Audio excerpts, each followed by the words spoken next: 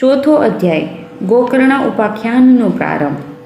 સૂતજી કહે છે, હે મુનિવર, તે સમયે પોતાના ભક્તોના ચિત્તમાં અલૌકિક ભક્તિનો પ્રાદુર્ભાવ થયેલો જોઈ ભક્તવત્સલ શ્રી ભગવાન પોતાનું ધામ છોડીને ત્યાં પધાર્યા. તેમના ગળામાં વનમાળા શોભતી હતી. તેમનું શ્રીઅંગ સજળ મેઘસમૂહ શ્યામ વર્ણ હતું, એના પર મનોહર પિતાંબર સુશોભિત હતું. એમનો કટી પ્રદેશ કંદોરાની ઘૂઘરીઓથી સજાયેલો હતો. માથા પર મુંગટની ચળક અને કાનોમાં કુંડળોની ઝળક જોયા જ કરીએ એવા હતા. ત્રિભંગ લલિત ભાવથી ઊભેલા તેઓ ચિત્ત ચોરી લેતા હતા. વક્ષ સ્થળ પર કૌસ્તુભમણી ઝળકી રહ્યો હતો. સઘળું શ્રીઅંગ હરિચંદનથી લેપાયેલું હતું. તે રૂપની શોભાનું શું કહેવું? એણે તો જાણે કરોડો કામદેવોનું રૂપ માધુર્ય છીનવી લીધું હતું. તે પરમાનંદ ચિન્મૂર્તિ મધુરાતિ મધુર મુરલીધર એવી અનુપમ છબીથી પોતાના ભક્તોના નિર્મળ ચિત્તોમાં આવિર્ભૂત થયા.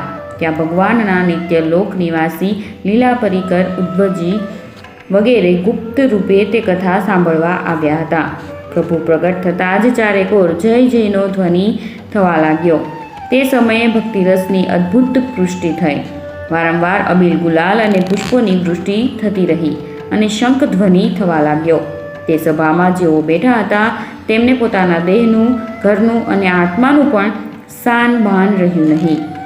તેમની આવી તન્મયતા જોઈને નારદજીએ કહ્યું, હે મુનીશ્વરો, આજે મેં સપ્તાહ શ્રવણનો આ ઘણો જ અલૌકિક મહિમા જોયો. અહીં જે ઘણા મૂર્ખ અને દુષ્ટ લોકો તથા જે પશુ પક્ષીઓ પણ છે તે સૌ અત્યંત નિષ્પાપ બન્યા છે. તેથી એમાં સંદેહ નથી કે આવા કલિકાળના સમયે ચિત્તની શુદ્ધિ માટે આ ભાગવત જેવું મર્ત્યલોકમાં પાપપુંજનો નાશ કરનારું અન્ય કોઈ પવિત્ર સાધન નથી.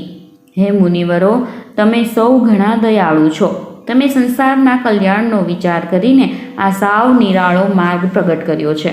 તમે કૃપા કરીને એ તો બતાવો કે આ કથારૂપી સપ્તાહ યજ્ઞ વડે ક્યાં લોકો પવિત્ર બની શકે છે. સનકાદીએ કહ્યું, જેઓ હંમેશા જાત જાતના પાપ કરતા રહે છે, નિરંતર દુરાચારમાં તત્પર રહે છે અને અવળા માર્ગે ચાલે છે તથા ક્રોધાગ્નિથી બળતા કુટિલ અને કામી છે, તે બધા જ આ કળયુગમાં સપ્તાહ યજ્ઞથી પવિત્ર બને છે. આ ઉપરાંત જેઓ સત્યહીન છે, માતા પિતાની નિંદા કરનારા છે, તૃષ્ણાથી વ્યાકુળ છે, આશ્રમ ધર્મ ત્યજી દેનારા છે, દંભી છે, દ્વેષ કરનારા અને હિંસા કરનારા છે, તે લોકો પણ આ કળયુગમાં સપ્તાહ યજ્ઞથી પવિત્ર બને છે. જેઓ મદિરાપાન, બ્રહ્મહત્યા, સોનાની ચોરી, ગુરુ પત્ની ગમન અને વિશ્વાસઘાત આ 5 મહાપાપ કરનારા છે, છળ કપટ કરનારા છે, ક્રૂર અને પિશાચ જેવા નિર્દય છે, બ્રાહ્મણોના ધનથી પુષ્ટ થનારા અને વ્યાભિચારી છે, તે લોકો પણ કળયુગમાં સપ્તાહ યજ્ઞથી પવિત્ર બને છે. જે દૃષ્ટો હંમેશા હઠપૂર્વક મન, વાણી અને શરીરથી પાપ કરે છે, બીજાઓના ધનથી જ પુષ્ટ થાય છે તથા મેલા મનના અને દુષ્ટ આશયના છે, તેઓ પણ કળયુગમાં સપ્તાહ યજ્ઞથી પવિત્ર બને છે. હે નારદજી, હવે અમે તમને આ બાબતમાં એક પ્રાચીન ઇતિહાસ કહી સંભળાવીએ છીએ. તે સાંભળવા માત્રથી પણ બધા પાપો નાશ પામે છે. પહેલાંના સમયે તુંગભદ્રા નદીના કિનારે એક સુંદર નગર હતું.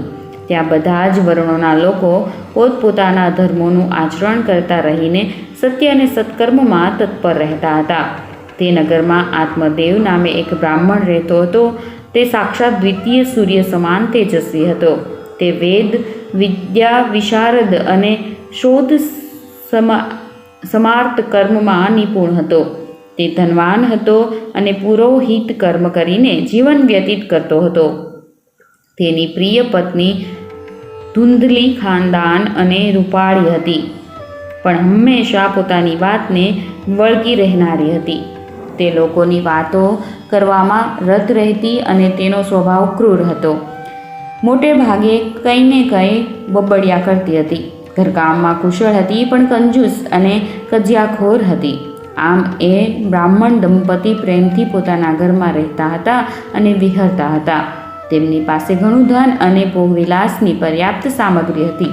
ઘર બહાર પણ સુંદર હતું, પરંતુ તેનાથી તેઓ સુખી ન હતા.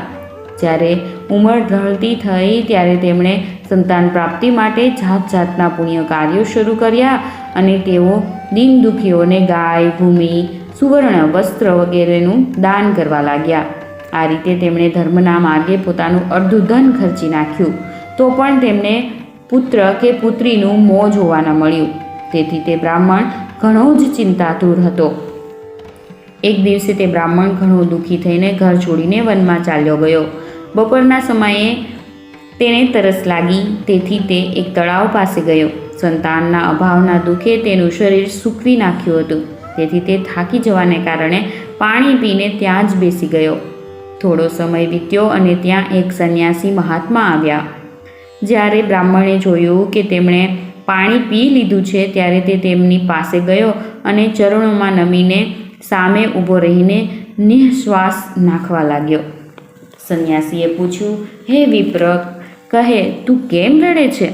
એવી તને શી ભારે ચિંતા છે? તું મને તારા દુઃખનું કારણ જલ્દી બતાવ.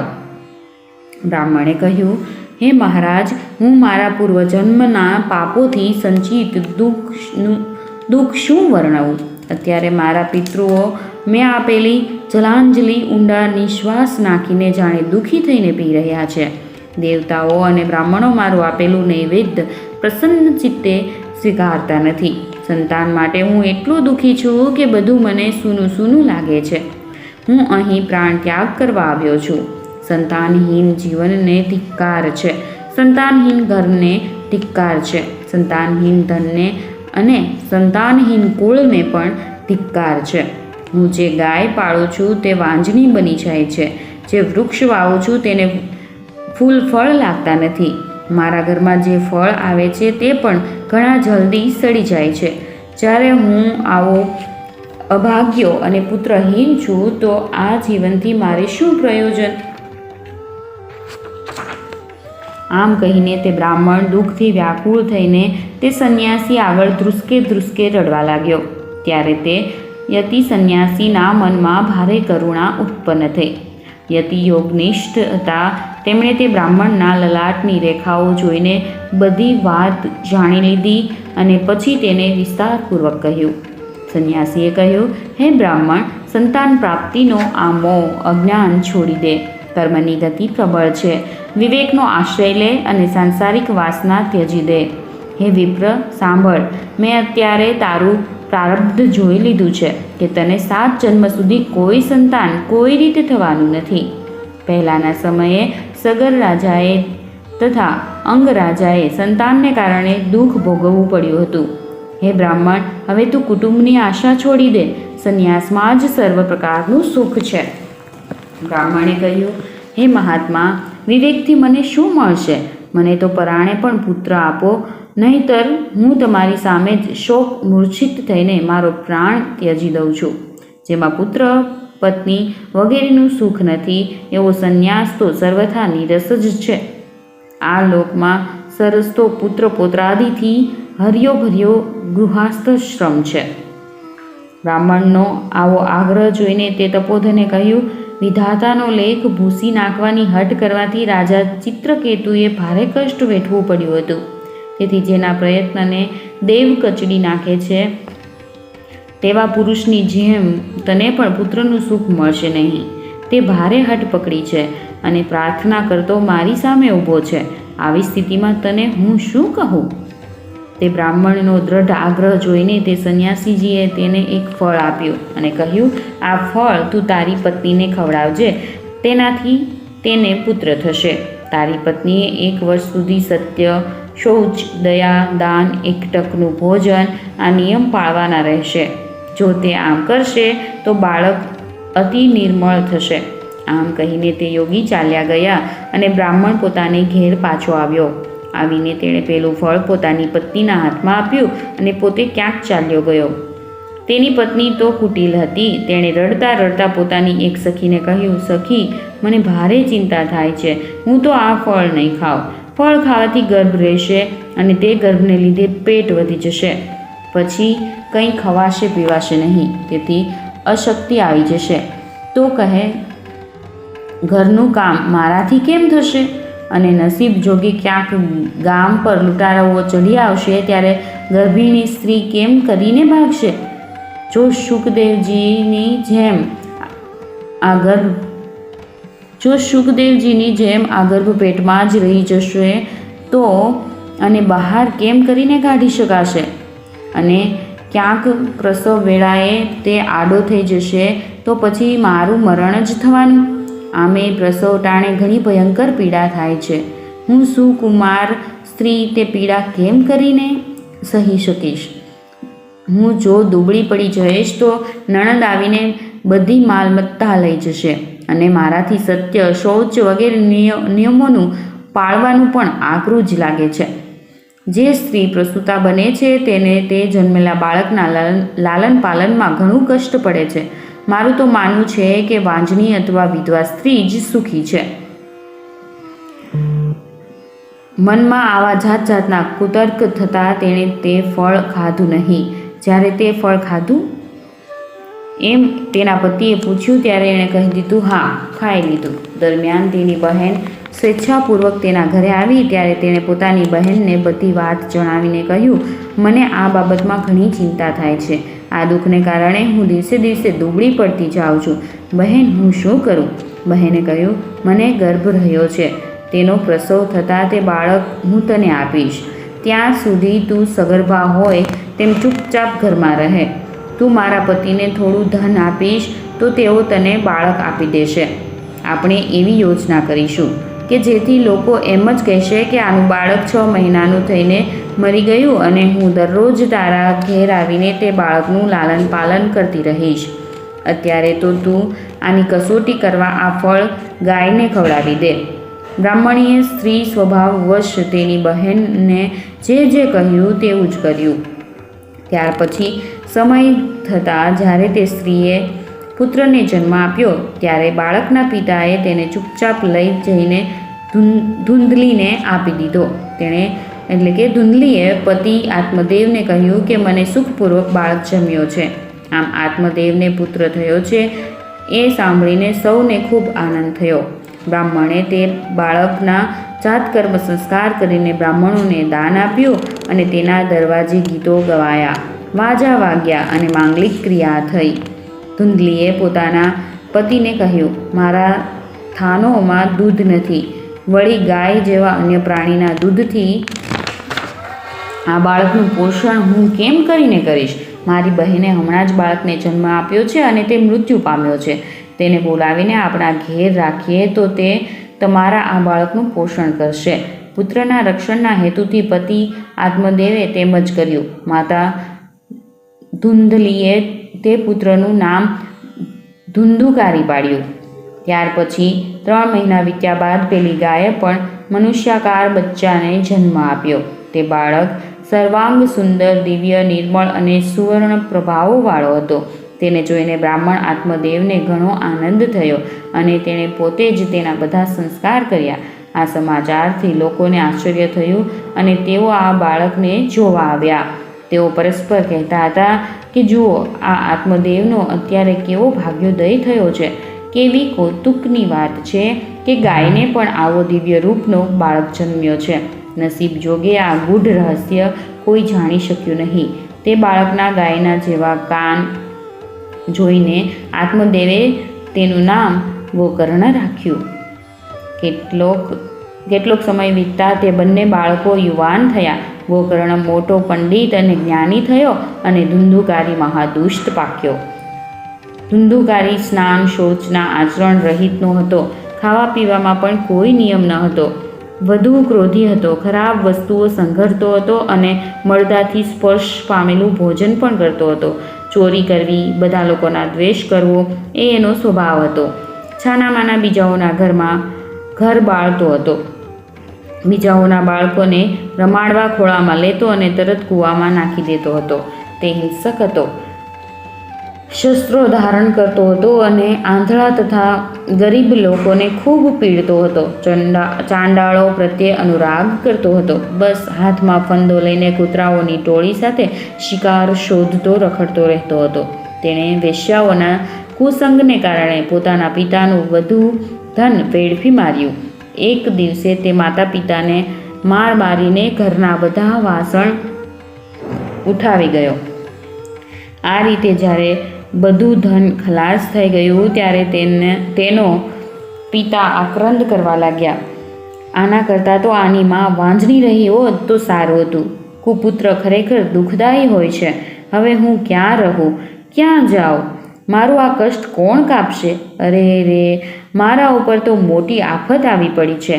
આ દુઃખને કારણે મારે એક દિવસ અવશ્ય પ્રાણ છોડવા પડશે. તે જ સમયે પરમ જ્ઞાની ગોકર્ણજી ત્યાં આવ્યા અને તેમણે પિતાને વૈરાગ્યનો ઉપદેશ આપીને ઘણા સમજાવ્યા. તેમણે કહ્યું, પિતાજી, આ સંસાર અસાર છે. તે અત્યંત દુઃખરૂપ છે અને મોહમાં નાખનારો છે. કોનો પુત્ર ને કોનું ધન? સ્નેહ રાખનાર મનુષ્ય રાત દિવસ દીપકની જેમ બળતો રહે છે. સુખ નથી તો ઇન્દ્રને અને નથી તો ચક્રવર્તી રાજાને પણ. સુખ તો છે માત્ર વિરક્ત એકાંત જીવી મુનિને. આ મારો પુત્ર છે. આ અજ્ઞાન મોહ છોડી દો. મોહથી નરક મળે છે. આ શરીર તો નાશ પામવાનું જ છે. તેથી સર્વ કાંઈ છોડીને વનમાં જાઓ.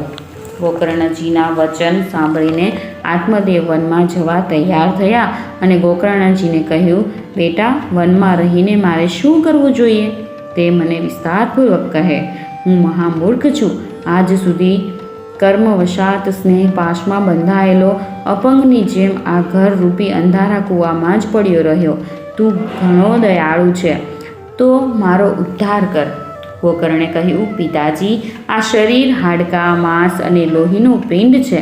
તેને તમે હું માનવાનું છોડી દો અને પત્ની પુત્રને ક્યારેય પોતાના ન માનો. આ સંસારને અહર્નિ ક્ષણભંગુર જુઓ. એની કોઈ પણ વસ્તુને સ્થાયી સમજીને તેનામાં રાગ ન કરો. બસ એકમાત્ર વૈરાગ્ય રસના રસિક થઈને ભક્તિનિષ્ઠ બનો. ભગવાનનું ભજન એ જ સૌથી મોટો ધર્મ છે. સતત તેના આશ્રય રહો. અન્ય સર્વ પ્રકારના લૌકિક ધર્મોથી મોં ફેરવી લો. હંમેશા સાધુજનોની સેવા કરો. ભોગોની લાલસાને પાસે ફરકવા ન દો અને વહેલી તકે બીજાઓના ગુણ દોષોનો વિચાર કરવાનું છોડી દો અને ભગવાનની સેવાના અને એમની કથાના રસનું પાન કરો. પુત્રની આવી વાણીથી પ્રભાવિત થઈને આત્મદેવે ઘર છોડ્યું અને વનમાં ગયા. જો કે આ સમયે તેમની ઉંમર 60 વર્ષની થઈ ચૂકી હતી, તો પણ બુદ્ધિમાં પૂરી દ્રઢતા હતી. ત્યાં વનમાં રાત દિવસ ભગવાનની સેવા પૂજા કરવાથી અને ભાગવતના 10મા સ્કંદનો નિયમપૂર્વક પાઠ કરવાથી તેમણે ભગવાન શ્રી કૃષ્ણને પ્રાપ્ત કર્યા. શ્રીમદ ભાગવત મહાત્મ્ય અંતર્ગત વિપ્રમોક્ષ નામનો 4થો અધ્યાય સમાપ્ત. 5મો અધ્યાય ધુંધુકારીને પ્રેત યોનિની પ્રાપ્તિ અને તેમાંથી ઉદ્ધાર. સૂતજી કહે છે, હે શૌનકજી, પિતાજીના વનમાં ગયા પછી એક દિવસે ધુંધુકારીએ પોતાની માતાને ઘણી મારી અને કહ્યું, બતાવ, ધન ક્યાં રાખ્યું છે, નહીંતર હમણાં જ આ ગુંજેરા એટલે કે બળતા લાકડાથી મારીશ. તેની આ ધમકીથી ડરી જઈને અને પુત્રના ઉપદ્રવોથી દુઃખી થઈને તે રાતના સમયે કૂવામાં જઈ પડી અને તેથી તેનું મૃત્યુ થયું. યોગનિષ્ઠ ગોકર્ણજી તીર્થયાત્રા માટે નીકળી પડ્યા. તેમને આ ઘટનાઓથી ન તો દુઃખ કે ન તો સુખ થતું હતું, કારણ કે તેમનું ન તો કોઈ મિત્ર હતું કે ન તો કોઈ શત્રુ હતું. ધુંધુકારી 5 વેશ્યાઓ સાથે ઘરમાં રહેતો હતો. તે બધા માટે ભોગ સામગ્રી મેળવવાની ચિંતાએ તેની બુદ્ધિ નષ્ટ કરી દીધી અને તે અનેક પ્રકારના ક્રૂર કર્મો કરવા લાગ્યો. એક દિવસે પેલી કુલટાઓએ તેની પાસે ઘણા ઘરેણાં માંગ્યા. તે તો કામાંધ બનેલો હતો અને તે મૃત્યુને વિસરી ગયો હતો. બસ ઘરેણાં મેળવવા તે ઘરમાંથી ચાલી નીકળ્યો. તે જ્યાં ત્યાંથી ઘણું બધું ધન ચોરી લાવીને ઘેર પાછો આવ્યો અને કેટલાક સુંદર વસ્ત્રો અને આભૂષણો લાવીને પેલી કુલટાઓને આપ્યા. ચોરી લાવેલો ઘણો બધો માલ જોઈને તે સ્ત્રીઓએ રાતના સમયે વિચાર્યું કે આ હંમેશા ચોરી કરતો રહે છે, તેથી તેને કોઈક દિવસ રાજા અવશ્ય પકડી લેશે. રાજા આ બધું ધન છીનવી લઈને આને જરૂરથી મૃત્યુદંડ આપશે, એટલે કે મારી નાખશે. જો એક દિવસ આ મરવાનો જ છે તો ધન બચાવવા સારું આપણે જ આને ગુપચુપ શા માટે ન મારી નાખીએ? આને મારી નાખીને આપણે આની માલમત્તા લઈને ક્યાંક ચાલી જઈશું. આવો નિશ્ચય કરીને એમણે સૂતેલા ધુંધુકારીને દોરડાથી બાંધ્યો અને તેના ગળે ફાંસો લગાવીને એને મારી નાખવાનો પ્રયત્ન કર્યો. આનાથી તે જલ્દીથી મર્યો નહીં, ત્યારે તેઓ ઘણી ચિંતાતુર થઈ.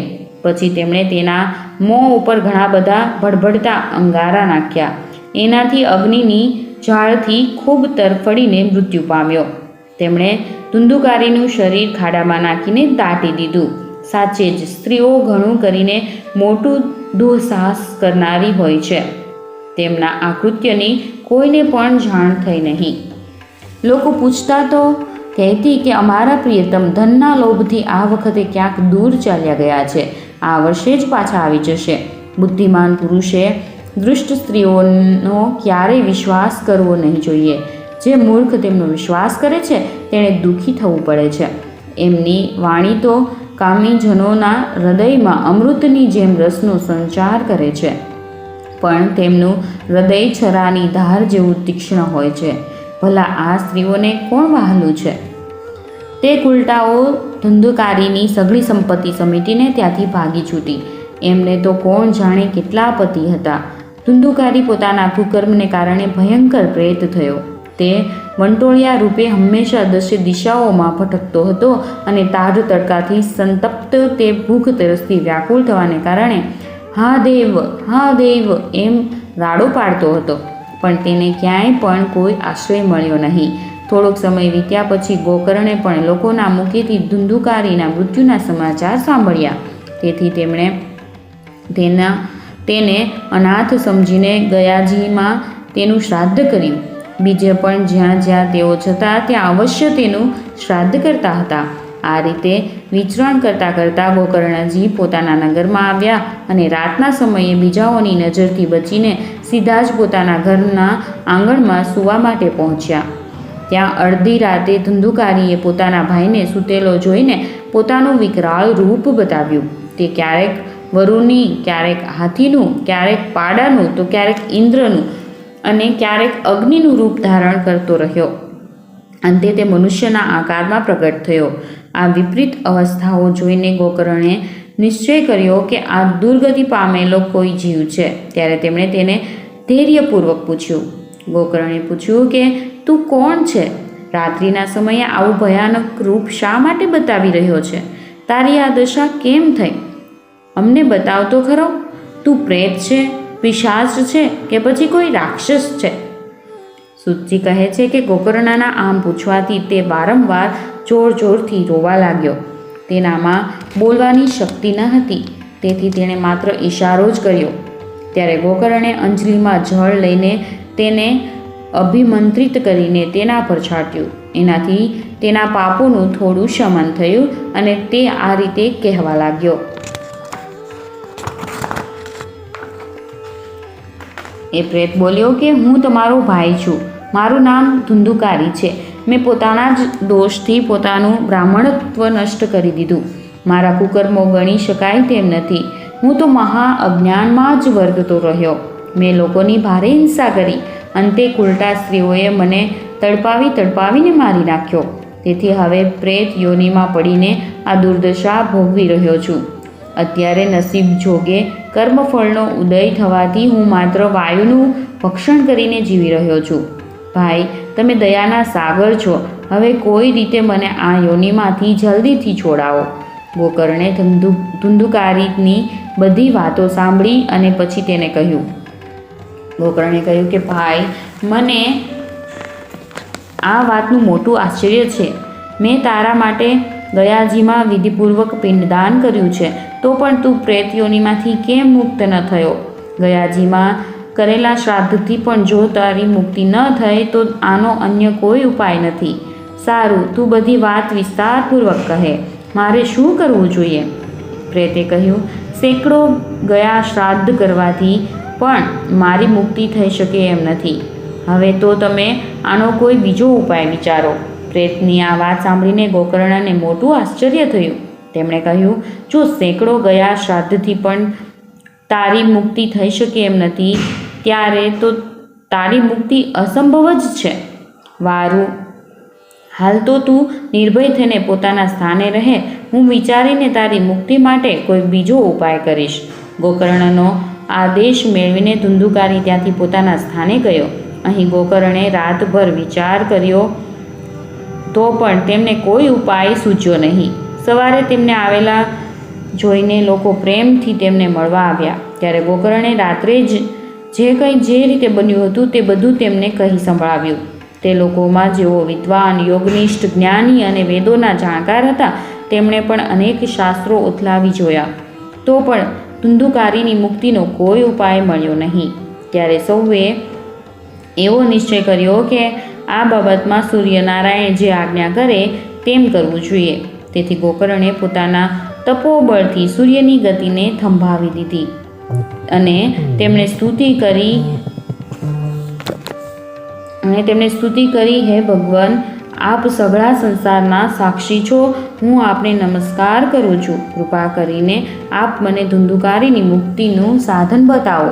ગોકર્ણની આ પ્રાર્થના સાંભળીને સૂર્યદેવે દૂરથી જ સ્પષ્ટ શબ્દોમાં કહ્યું, શ્રીમદ ભાગવતથી મુક્તિ થઈ શકે છે, તેથી તમે તેનું સપ્તાહ પારાયણ કરો. સૂર્યનું આ ધર્મમય વચન ત્યાં સૌએ સાંભળ્યું. ત્યારે બધાએ એમ જ કહ્યું કે પ્રયત્નપૂર્વક આ જ કરો, અને આ સાધન છે પણ ઘણું સરળ. તેથી ગોકર્ણજી પણ તે અનુસાર નિશ્ચય કરીને કથા સંભળાવવા માટે તૈયાર થયા. દેશ અને ગામડાઓમાંથી અનેક લોકો કથા સાંભળવા આવ્યા. એટલું જ નહીં, ઘણા બધા લૂલા, લંગડા, આંધળા, વૃદ્ધો અને મંદબુદ્ધિ મનુષ્યો પણ પોતાના પાપોના નિવારણના ઉદ્દેશથી ત્યાં આવી પહોંચ્યા. આ રીતે ત્યાં એટલી ભીડ થઈ ગઈ કે તે જોઈને દેવતાઓને પણ આશ્ચર્ય થયું. જ્યારે ગોકર્ણજી વ્યાસ ગાદી પર વિરાજીને કથા કહેવા લાગ્યા, ત્યારે પેલો પ્રેત પણ ત્યાં આવ્યો અને બેસવા માટે અહીં તહીં જગ્યા શોધવા લાગ્યો. એ દરમિયાન તેની નજર ઊભા રાખેલા 7 ગાંઠોવાળા એક વાંસ પર પડી. તેની નીચેના છિદ્રમાં પ્રવેશીને તે કથા સાંભળવા બેઠો. વાયુરૂપ હોવાને કારણે તે બહાર ક્યાંય બેસી શકે એમ ન હતું, તેથી વાંસમાં પ્રવેશ્યો. ગોકર્ણજીએ એક વૈષ્ણવ બ્રાહ્મણને મુખ્ય શ્રોતા બનાવ્યો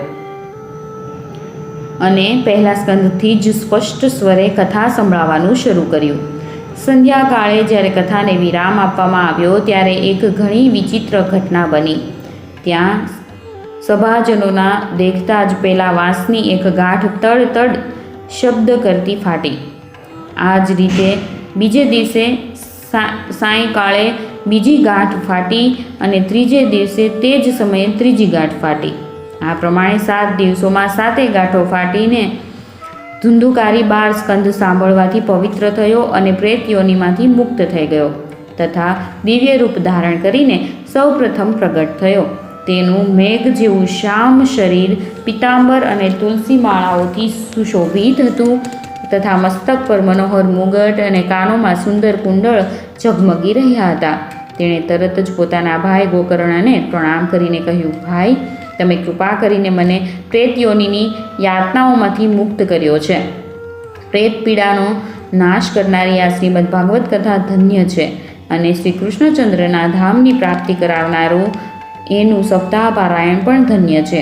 જ્યારે સપ્તાહ શ્રવણનો યોગ થાય છે ત્યારે બધા પાપ થથરી ઉઠે છે કે હવે ભાગવતની આ કથા તત્કાળ અમારો અંત કરી દેશે. જેમ અગ્નિ ભીના સૂકા નાના મોટા તમામ પ્રકારના લાકડાને બાળી નાખે છે, તે જ રીતે આ સપ્તાહ શ્રવણ મન, વચન અને કર્મ વડે કરેલા નવા જૂના નાના મોટા બધી જ જાતના પાપોને ભસ્મ કરી દે છે. વિદ્વાનોએ દેવતાઓની સભામાં કહ્યું છે કે જે લોકો આ ભારત વર્ષમાં શ્રીમદ ભાગવતની કથા સાંભળતા નથી તેમનો જન્મ વ્યર્થ છે. અરે મોહપૂર્વક લાલન પાલન કરીને આ અનિત્ય શરીરને હૃષ્ટપૃષ્ટ અને બળવાન પણ બનાવ્યો. તો પણ શ્રીમદ ભાગવતની કથા સાંભળવામાં ન આવે તો તેનાથી શો લાભ થયો? હાડકાં આ શરીરના આધારસ્તંભ છે. નસો નાડીઓ રૂપી દોરડીઓથી બંધાયેલું છે. ઉપરથી તેના પર માંસ અને રક્ત લેપીને ચામડીથી મઢી દીધેલું છે. તેના પ્રત્યેક અંગમાં દુર્ગંધ છે, કારણ કે એ છે તો મળમૂત્રનું પાત્ર જ. વૃદ્ધત્વ અને શોકને કારણે તે પરિણામે દુઃખમય જ છે. રોગોનું તો એ ઘર જ છે. તે નિરંતર કોઈને કોઈ કામનાથી પીડિત રહે છે. ક્યારેય તે તૃપ્ત થતું નથી. એને ધારણ કરવું એ પણ એક ભાર જ છે. એના રોમે રોમમાં દોષ ભરેલા છે અને તેને નાશ પામવામાં એક ક્ષણ પણ લાગતી નથી. અંતમાં જો તેને દાટવામાં આવે છે તો તેના કીડા બની જાય છે.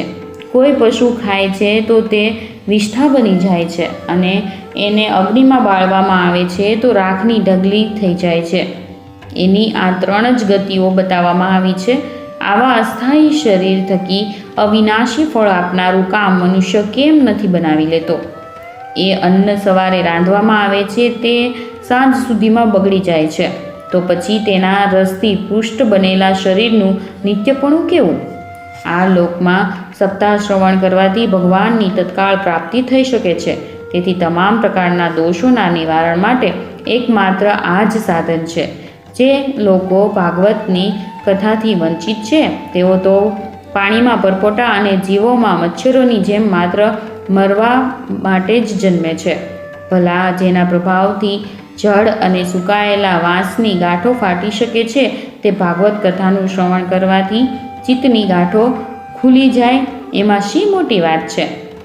સપ્તાહ શ્રવણ કરવાથી મનુષ્યના હૃદયની ગાંઠ ખુલી જાય છે. તેના સમસ્ત સંશયો છેદાઈ જાય છે અને સઘળા કર્મ ક્ષીણ થઈ જાય છે. આ ભાગવત કથા રૂપી તીર્થ સંસારનો કીચડ ધોવામાં ઘણું કુશળ છે. વિદ્વાનો કહે છે કે આ જ્યારે હૃદયમાં સ્થિત થાય છે ત્યારે મનુષ્યની મુક્તિ નિશ્ચિત જ થાય છે. જે સમયે ધુંધુકારી આ બધી વાતો કહી રહ્યો હતો તેના માટે વૈકુંઠવાસી પાર્ષદો સહિત એક વિમાન ઉતર્યું, જેમાંથી બધી બાજુ વર્તુળાકાર પ્રકાશ ફેલાતો હતો. સૌ સમક્ષ જ ધુંધુકારી તે વિમાન પર ચડ્યો. ત્યારે તે વિમાન પર આવેલા પાર્ષદોને જોઈને ગોકર્ણે તેમને આ વાત કહી. ગોકર્ણે કહ્યું કે ભગવાન પ્રિય પાર્ષદો, અહીં અમારા અનેક શુદ્ધ હૃદયી શ્રોતાઓ છે. તે બધા માટે તમે એક સાથે ઘણા બધા વિમાન કેમ નથી લાવ્યા? અમે જોઈએ છીએ કે અહીં બધાએ જ સમાનપણે કથા સાંભળી છે. તો પછી ફળનો આ પ્રકારનો ભેદ કેમ થયો એ બતાવો. ભગવાનના સેવકોએ કહ્યું, હે માનદ, આ ફળ ભેદનું કારણ તેમના શ્રવણનો ભેદ જ છે. એ સાચું છે કે શ્રવણ તો બધાએ સમાનપણે જ કર્યું છે, પણ એના જેવું મનન નથી કર્યું. તેથી જ એક સાથે ભજન કરવા છતાંય તેના ફળમાં ભેદ રહ્યો.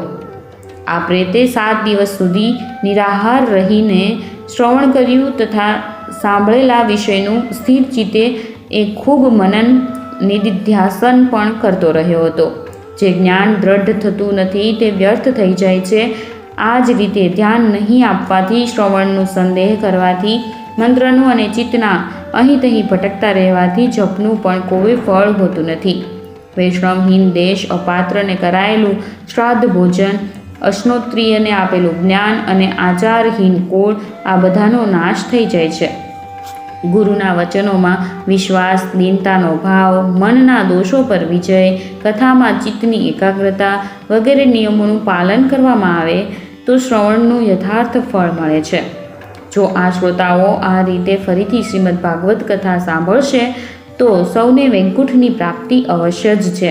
અને હે ગોકર્ણજી, તમને તો ભગવાન સ્વયં આવીને ગોલોક ધામમાં લઈ જશે. આમ કહીને તે બધા પાર્ષદો હરિકીર્તન કરતાં કરતાં વૈકુંઠ લોકમાં ગયા.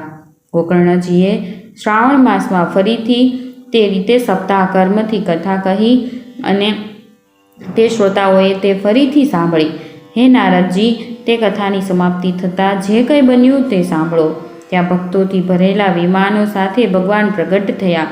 બધી બાજુએથી ખૂબ જય જયકાર અને નમસ્કાર ધ્વનિ થવા લાગ્યા.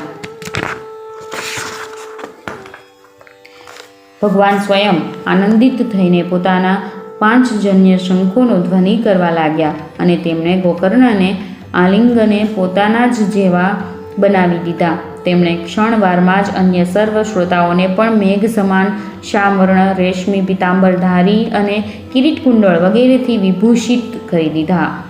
તે ગામમાં કૂતરા અને ચાંડાલ સુધીના જેટલા પણ જીવ હતા તે બધાઈને ગોકર્ણજીની કૃપાથી વિમાનો પર ચડાવવામાં આવ્યા તથા જ્યાં યોગીઓ જાય છે તે ભગવાનના ધામમાં તેમણે મોકલવામાં આવ્યા. આ રીતે ભક્તવત્સલ ભગવાન શ્રી કૃષ્ણ કથા શ્રવણથી પ્રસન્ન થઈને ગોકર્ણજીને સાથે લઈને પોતાના ગોપબાલોના પ્રિય ગોલોકધામમાં ગયા. પહેલાંના સમયે જેમ અયોધ્યાવાસીઓ ભગવાન શ્રી રામની સાથે સાકેત ધામમાં સીધાવ્યા હતા તેવી જ રીતે ભગવાન શ્રી કૃષ્ણએ બધાને યોગીઓ માટે પણ દુર્લભ એવા ગોલોકધામમાં લઈ ગયા, જે લોકમાં સૂર્ય, ચંદ્ર અને સિદ્ધોની પણ કદી ગતિ થઈ શકતી નથી. તે લોકમાં તેઓ શ્રીમદ ભાગવતનું શ્રવણ કરવાથી ગયા.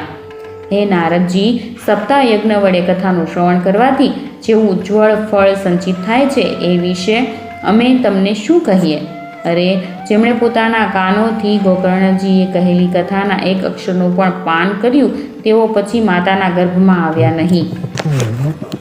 લોકો વાયુ, જળ કે પાંદડા ખાઈને શરીર સૂકવી નાખીને ઘણા સમય સુધી ઘોર તપસ્યા કરીને અને યોગાભ્યાસ કરીને પણ જે ગતિને પામી શકતા નથી તે ગતિ તેઓ સપ્તાહ શ્રવણથી સહેજમાં જ પ્રાપ્ત કરી લે છે.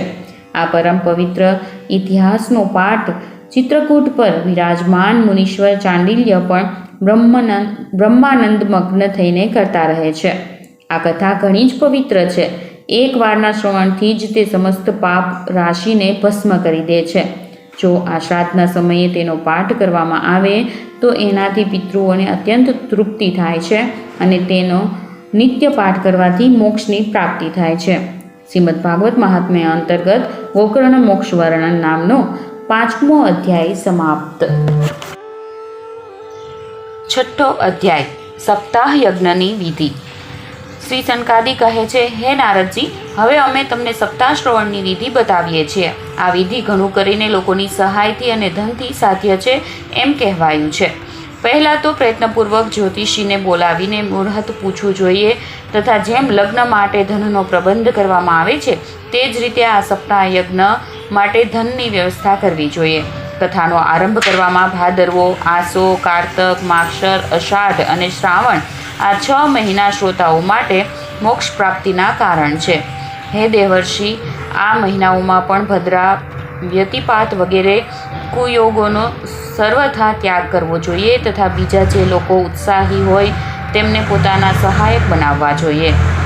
પછી પ્રયત્નપૂર્વક દેશાંતરોમાં એ સંદેશ મોકલવો જોઈએ કે અહીં કથા થશે તો બધા લોકોએ પરિવાર સહિત પધારવાનું છે. સ્ત્રીઓ અને શૂદ્રો વગેરે ભગવત કથા અને સકીર્તનથી છેટા પડી ગયા છે તેમને પણ સૂચના મળી જાય એવી વ્યવસ્થા કરવી જોઈએ. દેશમાં જે વિરક્ત વૈષ્ણવો અને હરિકીર્તન પ્રેમીઓ હોય તેમને નિમંત્રણ પત્ર અવશ્ય મોકલવો. તેને લખવાની વિધિ આ પ્રમાણે બતાવવામાં આવી છે. મહાનુભાવો, અહીં 7 દિવસ સુધી સત્પુરુષોનો અત્યંત દુર્લભ સમાગમ થશે અને અપૂર્વ રસમય શ્રીમદ ભાગવતની કથા થશે. આપ ભગવત રસના રસિક છો તેથી શ્રીમદ ભાગવતામૃતનું પાન કરવા માટે પ્રેમપૂર્વક જલ્દીથી પધારવાની કૃપા કરશો. આપને જો વિશેષ અવકાશ ન હોય તો પણ એક દિવસ માટે તો અવશ્ય પધારવાની કૃપા કરવી, કારણ કે અહીંની તો એક ક્ષણ પણ અત્યંત દુર્લભ છે. આ રીતે વિનયપૂર્વક તેમને નિમંત્રિત કરવા અને જે લોકો આવે તેમના માટે યથાયોગ્ય નિવાસસ્થાનનો પ્રબંધ કરવો. યથાનું શ્રવણ કોઈ તીર્થ સ્થળે, વનમાં અથવા પોતાના ઘેર થાય એ પણ સારું માનવામાં આવ્યું છે. જ્યાં લાંબુ પહોળું મેદાન હોય ત્યાં જ કથાનું સ્થળ રાખવું જોઈએ.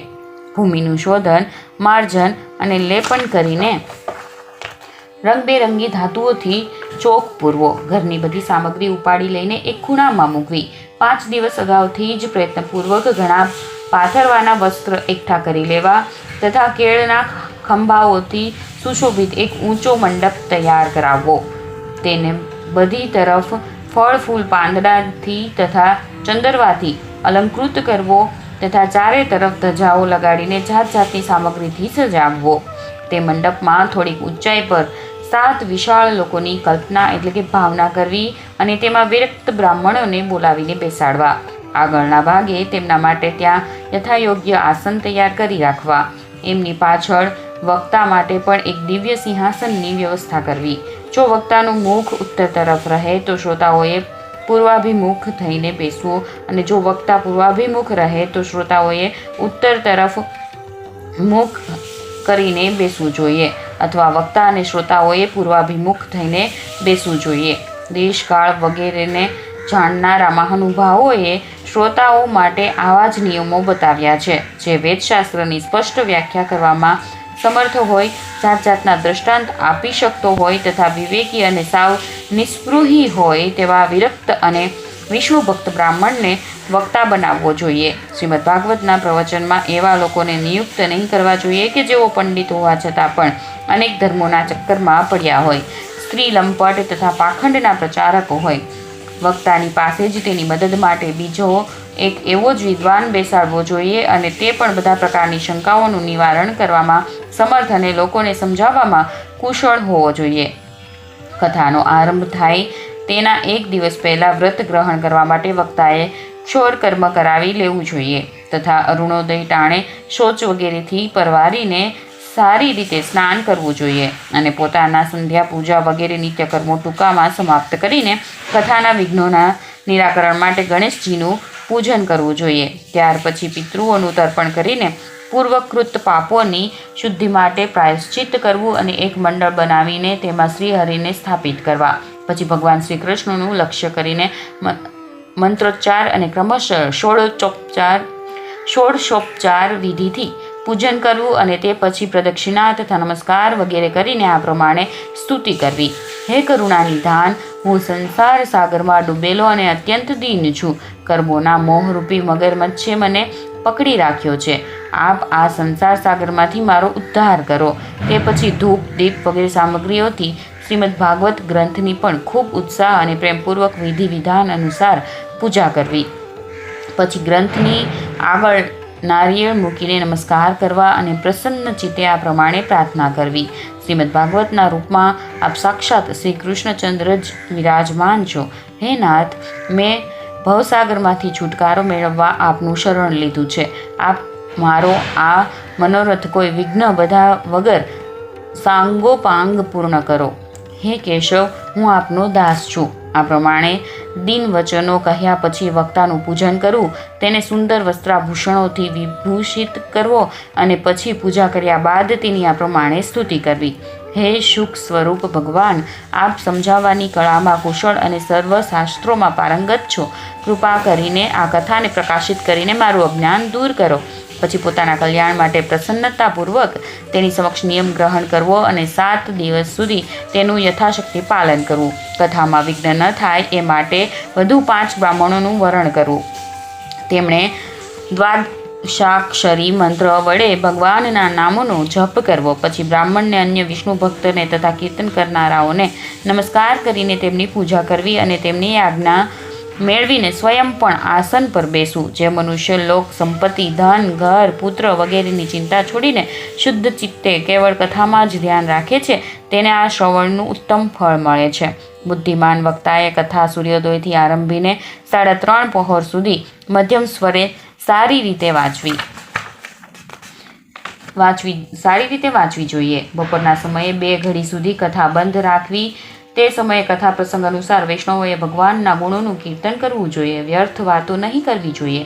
કથાના સમયે મળમૂત્રને વશગત કરવા માટે અલ્પાહાર સુખકારક બને છે. તેથી શ્રોતાએ કેવળ 1 જ ટક હવિષ્યાન્નનું ભોજન કરવું. જો શક્તિ હોય તો 7 દિવસ ઉપવાસ કરીને અથવા માત્ર ઘી કે દૂધ પીને સુખેથી શ્રવણ કરવું અથવા ફળાહાર કરવો કે 1 ટક જ જમવું. જેનાથી જેવો નિયમ સુવિધાથી સદાય તે કથા શ્રવણ માટે ધારણ કરવો. હું તો ઉપવાસ કરવા કરતાં ભોજન કરવું એ સારું એમ સમજું છું, જો તે ભોજન કથા શ્રવણમાં સહાયક હોય. જો ઉપવાસ કરવાથી શ્રવણમાં અડચણ થાય તો તે શા કામનું? હે નારદજી, નિયમપૂર્વક સપ્તાહ સાંભળનારા પુરુષો માટેના નિયમો સાંભળો. વિષ્ણુ ભક્ત તરીકે દીક્ષાથી રહિત પુરુષ કથા શ્રવણનો અધિકારી નથી. જે પુરુષ નિયમપૂર્વક કથા સાંભળે તેને બ્રહ્મચર્યપૂર્વક રહેવું જોઈએ, જમીન પર સૂવું જોઈએ અને દરરોજ કથા પૂરી થયા પછી પતરાળીમાં ભોજન કરવું જોઈએ. દાળ, મધ, તેલ, ભારે ખોરાક, ભાવદૂષિત પદાર્થ અને વાસી ખોરાક આનો એણે સદાય ત્યાગ કરવો જોઈએ. કામ, ક્રોધ, મદ, માન, મત્સર, લોભ, દંભ, મોહ અને દ્વેષને તો પોતાની પાસે ફરકવા પણ નહીં દેવા જોઈએ.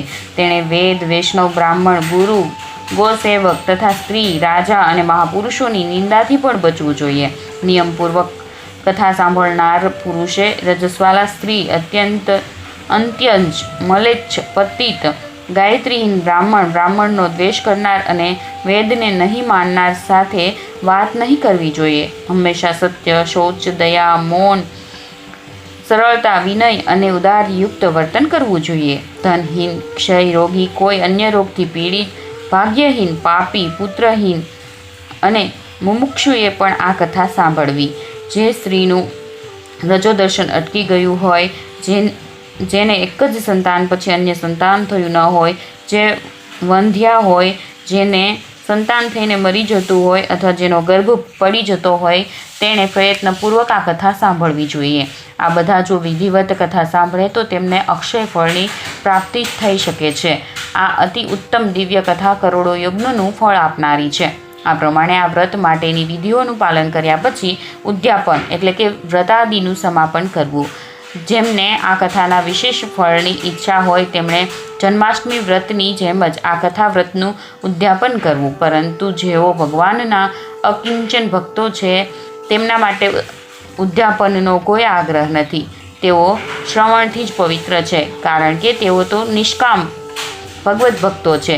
આ રીતે જ્યારે સપ્તાહ યજ્ઞ સમાપ્ત થાય ત્યારે શ્રોતાઓએ અત્યંત ભક્તિભાવથી ગ્રંથનું અને વક્તાનું પૂજન કરવું જોઈએ. એ પછી વક્તાએ શ્રોતાઓને પ્રસાદ, તુલસી અને પ્રસાદી માળાઓ આપવી તથા બધા લોકોએ મૃદંગ અને ઝાંઝ પખાજના મનોહર ધ્વનિ સાથે કીર્તન કરવું. વક્તાએ જય જયકાર, નમસ્કાર અને શંખ ધ્વનિનો ઘોષ કરાવવો તથા બ્રાહ્મણો અને યાચકોને ધન અને અન્ન આપવું. શ્રોતા વિરક્ત હોય તો તેણે કર્મની શાંતિ માટે બીજે દિવસે ગીતા પાઠ કરવો. ગૃહસ્થ હોય તો હવન કરવો.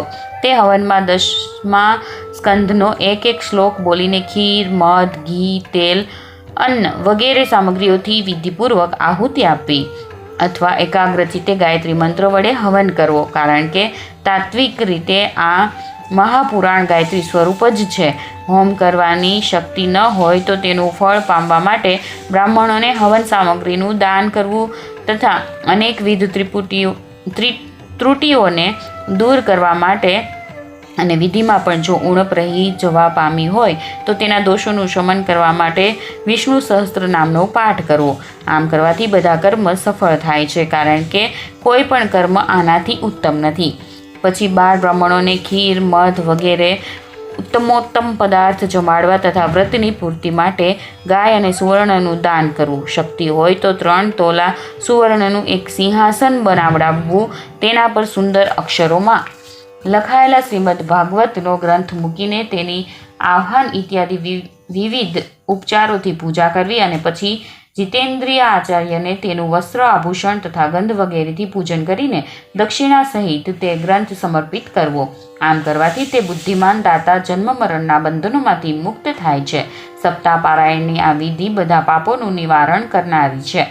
તેનું આ રીતે બરાબર પાલન કરવાથી આ મંગલમય ભાગવત પુરાણ અભિષ્ટ ફળ આપે છે તથા અર્થ, ધર્મ, કામ અને મોક્ષ એ ચારેયની પ્રાપ્તિનું સાધન બની જાય છે.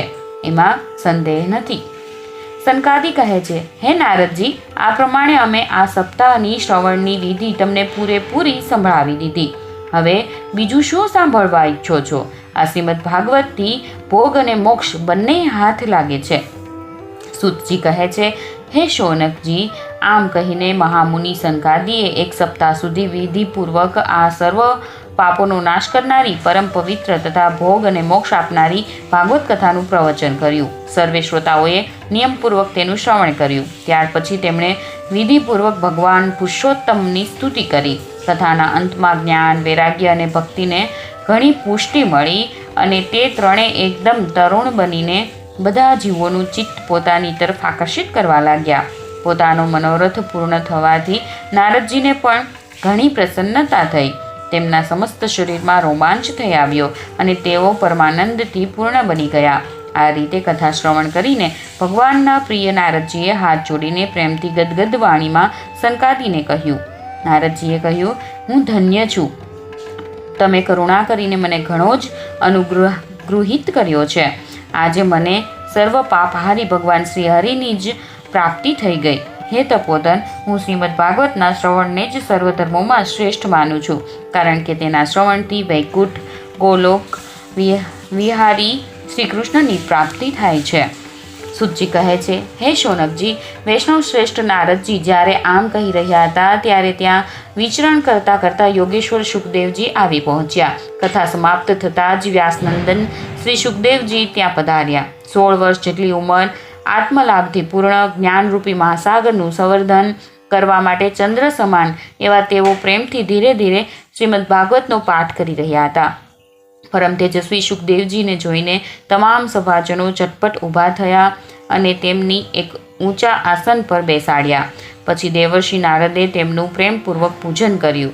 તેમણે સુખીથી બેસીને કહ્યું, તમે મારી નિર્મળ વાણી સાંભળો. શ્રી સુખદેવજી બોલ્યા, હે રસિક અને ભાવિકજનો, આ શ્રીમદ ભાગવત વેદરૂપી કલ્પવૃક્ષનું પરિપક્વ ફળ છે. શ્રી સુખદેવજીના મુખનો સંયોગ થવાથી અમૃત રસથી પરિપૂર્ણ છે. આ રસ જ રસ છે. એમાં નથી તો છોતરું કે નથી તો ગોટલી. આ જ લોકમાં સુલભ છે. જ્યાં સુધી શરીરમાં ચેતના રહે ત્યાં સુધી તમે વારંવાર આનું પાન કરો. મહામુનિ વ્યાસદેવ વડે નિર્મિત આ શ્રીમદ ભાગવત મહાપુરાણમાં મોક્ષપર્યત ફળની કામનાથી રહિત પરમ ધર્મનું નિરૂપણ થયું છે. આમાં શુદ્ધ અંતઃકરણવાળા સત્પુરુષોએ જાણવા યોગ્ય એવી વાસ્તવિક વસ્તુ પરમાત્માનું નિરૂપણ થયું છે કે જે વસ્તુ ત્રિવિધ તપોનો જળમૂળથી નાશ કરનારી અને પરમ કલ્યાણ આપનારી છે. ત્યારે અન્ય કોઈ સાધનનું કે શાસ્ત્રનું શું પ્રયોજન છે? જે સમયે પુણ્યાત્મા પુરુષો આના શ્રવણની ઈચ્છા કરે છે તે જ સમયે ઈશ્વર વિના વિલંબ તેમના હૃદયમાં આવીને બેસી જાય છે. આ ભાગવત પુરાણોનું તિલક અને વૈષ્ણવોનું ધન છે. આમાં પરમહંસોને પ્રાપ્ય વિશુદ્ધ જ્ઞાનનું જ વર્ણન કરવામાં આવ્યું છે તથા જ્ઞાન, વૈરાગ્ય અને ભક્તિ સહિત નિવૃત્તિ માર્ગને પ્રકાશિત કરવામાં આવ્યો છે. જે મનુષ્ય ભક્તિપૂર્વક આના શ્રવણ, પઠન અને મનનમાં તત્પર રહે છે તે મુક્ત થઈ જાય છે. આ રસ સ્વર્ગલોક, સત્યલોક, કૈલાસ અને વૈકુંઠમાં પણ નથી. તેથી હે ભાગ્યવાન શ્રોતાઓ, તમે આનું ખૂબ પાન કરો. આને કદી ન જ છોડો. સુતજી કહે છે, શ્રી સુખદેવજી જ્યારે આમ કહી રહ્યા હતા ત્યારે જ તે સભાની વચ્ચોવચ્ચ પ્રહલાદ, બલિ, ઉદ્ધવ, અર્જુન વગેરે પાર્ષદો સહિત સાક્ષાત શ્રી હરિ પ્રગટ થયા. અને ત્યારે દેવર્ષિ નારદે ભગવાનની અને એમના ભક્તોની યથાયોગ્ય પૂજા કરી. ભગવાનને પ્રસન્ન જોઈને દેવર્ષિએ તેમને એક વિશાળ સિંહાસન પર બેસાડ્યા અને સૌ તેમની સામે સંકીર્તન કરવા લાગ્યા. તે કીર્તન જોવા માટે શ્રી પાર્વતીજી સહિત મહાદેવજી અને બ્રહ્માજી પણ આવ્યા. કીર્તન આરંભાયું. પ્રહલાદજી પોતે ચંચળ ગતિના એટલે કે સ્ફૂર્તિલા હોવાને કારણે કરતાલ વગાડવા લાગ્યા. ઉદ્ધવજીએ ઝાંઝ ઉઠાવી દેવર્ષિ નારદ વીણા ધ્વનિ કરવા લાગ્યા. સ્વર વિજ્ઞાન એટલે કે જ્ઞાન વિદ્યામાં કુશળ હોવાને કારણે અર્જુન રાગ આલાપવા લાગ્યા. ઇન્દ્રે મૃદંગ વગાડવાનું શરૂ કર્યું. સંગાદી વચ્ચે વચ્ચે જયઘોષ કરતા રહ્યા. અને આ બધાની આગળ સુખદેવજી જાત જાતની અંગભંગી કરીને ભાવ બતાવવા લાગ્યા. આ બધાની વચ્ચે પરમ તેજસ્વી ભક્તિ, જ્ઞાન અને વૈરાગ્ય નટોની જેમ નાચવા લાગ્યા. આવું અલૌકિક કીર્તન જોઈને ભગવાન પ્રસન્ન થયા અને આમ કહેવા લાગ્યા, હું તમારી આ કથાથી અને કીર્તનથી ઘણો પ્રસન્ન છું. તમારા ભક્તિભાવે અત્યારે મને પોતાને વશ કરી લીધો છે. તેથી તમે મારી પાસેથી વરદાન માંગો. ભગવાનના આ વચન સાંભળીને બધા લોકો ઘણા પ્રસન્ન થયા અને પ્રેમભીની ચિત્તથી ભગવાનને કહેવા લાગ્યા, હે ભગવાન, અમારી એવી અભિલાષા છે કે ભવિષ્યમાં પણ જ્યાં ક્યાંય સપ્તાહ કથા થાય ત્યાં આપે આ પાર્ષદો સહિત અવશ્ય પધારવું. અમારો આ મનોરથ પૂર્ણ કરી દો. ભગવાન તથાસ્તુ કહીને અંતર્ધાન થઈ ગયા. ત્યાર પછી નારદજીએ ભગવાન તથા તેમના પાર્ષદોના ચરણોને લક્ષ્ય કરીને પ્રણામ કર્યા અને પછી સુખદેવજી વગેરે તપસ્વીઓને પણ નમસ્કાર કર્યા. કથામૃતનું પાન કરવાથી સૌને ઘણો જ આનંદ થયો. તેમનો તમામ મોહ નષ્ટ થઈ ગયો. પછી તે સૌ લોકો પોતપોતાના સ્થાને ગયા. તે સમયે સુખદેવજીએ ભક્તિનું તેમના પુત્રો જ્ઞાન વૈરાગ્ય સહિત પોતાના શાસ્ત્રમાં સ્થાપન કર્યું. તેથી જ ભાગવતનું સેવન કરવાથી શ્રી હરિ વૈષ્ણવોમાં હૃદયમાં આવી વિરાજે છે.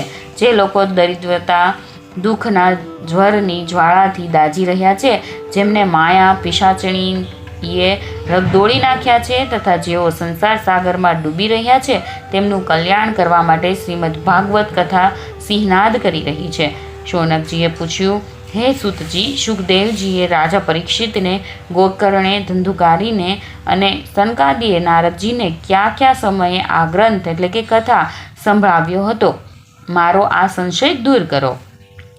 સૂતજીએ કહ્યું, ભગવાન શ્રી કૃષ્ણે સ્વધામ ગમન કર્યું એ પછી કળિયુગના 30થી કેટલાક વધુ વર્ષો વીત્યા ત્યારે ભાદરવા માસના શુક્લ પક્ષની 9મી સુખદેવજીએ કથા શરૂ કરી હતી. રાજા પરીક્ષિતે કથા સાંભળી એ પછી કળિયુગના 200 વર્ષ વીત્યા ત્યારે અષાઢ માસના શુક્લ પક્ષની 9મીએ ગોકર્ણજીએ આ કથા સંભળાવી હતી. આના પછી કળિયુગના 30 વર્ષ વીતી ગયા ત્યારે કારતક માસના શુક્લ પક્ષની 9મીએ સનકાદીએ કથા શરૂ કરી હતી. હે નિષ્પાપ શૌનકજી, તમે જે કંઈ પૂછ્યું તેનો ઉત્તર મેં તમને આપ્યો.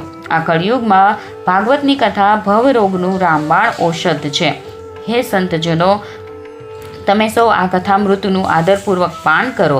આ શ્રી કૃષ્ણને અત્યંત પ્રિય, સમસ્ત પાપોનો નાશ કરનાર, મુક્તિનું એકમાત્ર કારણ અને ભક્તિને વધારનાર છે. આ લોકમાં અન્ય કલ્યાણકારી સાધનોનો વિચાર કરવાથી અને તીર્થોનું સેવન કરવાથી શું થશે? પોતાના દૂતને હાથમાં પાશ લઈને ઊભેલો જોઈને યમરાજ તેના કાનમાં કહે છે, મારી વાત સાવધાન થઈ સાંભળો. જેઓ ભગવાનની કથા વાર્તામાં મત બની રહ્યા હોય તેમનાથી દૂર રહેવું. હું બીજાઓને દંડ આપવાની શક્તિ ધરાવું છું, વૈષ્ણવોને દંડ આપવાની નહીં. આ અસાર સંસારમાં વિષયરૂપી વિષની આસક્તિને કારણે વ્યાકુળ બુદ્ધિના પુરુષો પોતાના કલ્યાણના ઉદ્દેશ્યથી અડધી ક્ષણ માટે પણ આ શુક કથારૂપી અનુપમ અમૃતનું પાન કરો. પ્રિય ભાઈઓ, નિગ્ધ કથાઓથી યુક્ત એવા કુમાર્ગે ફોગટ શા માટે ભટકી રહ્યા છો? આ કથાનો કાનમાં પ્રવેશ થતાં જ મુક્તિ થઈ જાય છે. આ વાતના સાક્ષી રાજા પરીક્ષિત છે. શ્રી સુખદેવજીએ પ્રેમ રસના પ્રવાહમાં સ્થિત થઈને આ કથા કહી હતી. એનો જેના કંઠ સાથે સંબંધ થાય છે તે વૈકુંઠનો સ્વામી બની જાય છે. હે શૌનકજી, મેં અનેક શાસ્ત્રો જોઈને અને તમને આ પરમ ગોપનીય રહસ્ય હમણાં જ સંભળાવ્યું. બધા શાસ્ત્રોના સિદ્ધાંતોનો આ જ નિચોડ એટલે કે સાર છે. સંસારમાં આ શુકશાસ્ત્ર કરતાં વધુ પવિત્ર અન્ય કોઈ વસ્તુ નથી. તેથી તમે બધા પરમાનંદની પ્રાપ્તિ માટે આ દ્વાદશ સ્કંધરૂપી રસનું પાન કરો. જે મનુષ્ય આ કથાનું ભક્તિભાવથી નિયમપૂર્વક શ્રવણ કરે છે અને જે શુદ્ધ અંતઃકરણવાળા ભગવદ્ ભક્તો સમક્ષ આ કથા સંભળાવે છે, તે બંને વિધિનું પૂરેપૂરું પાલન કરવાને કારણે આનું યથાર્થ ફળ પ્રાપ્ત કરે છે. તેમના માટે ત્રિલોકમાં કશું પણ અસાધ્ય રહેવા પામતું નથી. શ્રીમદ ભાગવત મહાત્મય અંતર્ગત શ્રવણ વિધિ કથન નામનો 6થો અધ્યાય સમાપ્ત. શ્રીમદ ભાગવત મહાત્મય સમાપ્ત. હરિ ઓમ તત્સત.